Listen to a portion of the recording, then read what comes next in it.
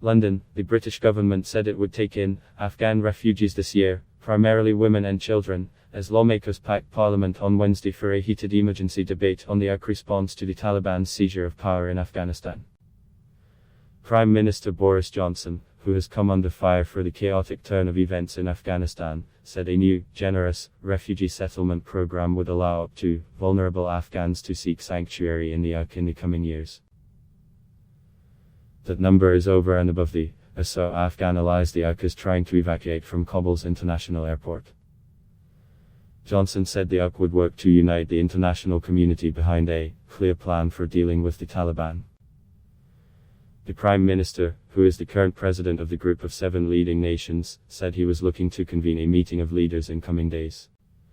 We are clear, and we have agreed that it'd be a mistake for any country to recognize any new regime in Kabul prematurely or bilaterally, Johnson, who spoke with US President Joe Biden and other world leaders in recent days, said. We will judge this regime on the choices it makes and by its actions rather than its words, he added. The refugee plan, which is similar to a similar package for Syria in 2015, came under immediate attack from lawmakers, who said it fell short of what was required, both in terms of speed and numbers. The government has said, will be brought to resettle in the AUK this year, Chris Bryant, a parliament member from the main opposition Labour Party, said. What are the other meant to do? Hang around and wait to be executed? Johnson said British officials were doing all they can to evacuate AUK and Afghan citizens who helped the British forces based in Afghanistan and that the Taliban have not sought to disrupt the operation.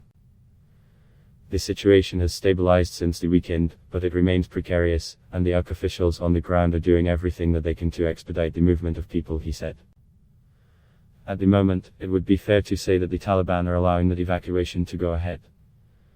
Johnson told Parliament that events in Afghanistan have unfolded faster than even the Taliban predicted, but the Prime Minister denied that his government had been caught unawares. Labour Party leader Keir Starmer said the Conservative government had to take its share of the responsibility for the crisis in Afghanistan. There's been a major miscalculation of the resilience of the Afghan forces and a staggering complacency from our government about the Taliban threat, he said.